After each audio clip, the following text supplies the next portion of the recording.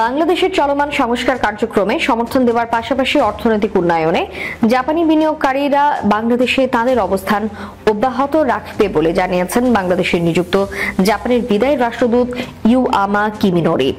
বুধবার ঢাকায় রাষ্ট্রীয় অতিথি ভবন যমুনায় প্রধান উপদেষ্টা অধ্যাপক ডক্টর মোহাম্মদ ইউনূসের সঙ্গে বিদায়ী সাক্ষাৎকালে জাপানি রাষ্ট্রদূত এসব কথা বলেন।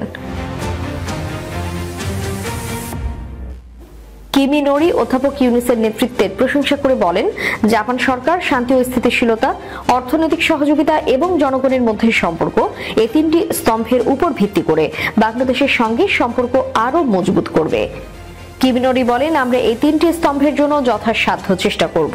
তিনি বাংলাদেশের অন্তর্বর্তীকালীন সরকারের নির্বাচনী ব্যবস্থা সহ অন্যান্য সংস্কার কার্যক্রমে টোকিওর দৃঢ় সমর্থনের কথাও পুনর্ব্যক্ত করেন।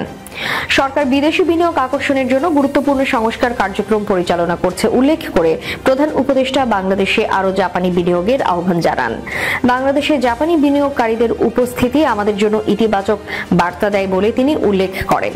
জাপানি রাষ্ট্রদূত বলেন, জুলাই আগস্টের গণ অভ্যুত্থানের পর বাংলাদেশ থেকে জাপানি কোনো কোম্পানিও চলে যায়নি, তারা এখানে থাকতে আগ্রহী। তিনি নিক্কেইয়ের বার্ষিক সম্মেলনে অংশগ্রহণের জন্য প্রধান উপদেষ্টাকে আমন্ত্রণ জানান। সেখানে জাপানের প্রধানমন্ত্রী বক্তব্য রাখবেন।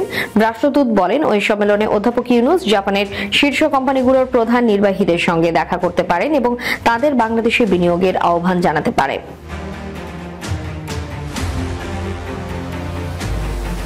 রোহিঙ্গা ইস্যুতে আন্তর্জাতিক সম্মেলনে আয়োজনে প্রধান উপদেষ্টার পদক্ষেপের প্রশংসা করে জাপানের রাষ্ট্রদূত বলেন, টোকিও এই বৈঠকে দৃঢ়ভাবে সমর্থন করে। অধ্যাপক ইউনূস মিয়ানমারের রাখাইন রাজ্যে জাতিসংঘের গ্যারান্টিযুক্ত একটি নিরাপদ এলাকা তৈরির আহ্বান পুনর্ব্যক্ত করেন, যেখানে সংঘাত শেষ হবার পর বাস্তুচ্যুত জনগোষ্ঠীকে তাদের বাড়িতে ফেরার পূর্বে সাময়িকভাবে পুনর্বাসিত করা যেতে পারে। সাক্ষাৎকালে প্রধান উপদেষ্টার কার্যালয়ের এসডিজি বিষয়ক মুখ্য সমন্বয়ক ও সিনিয়র সচিব লামিয়া মোর্শেদ উপস্থিত ছিলেন।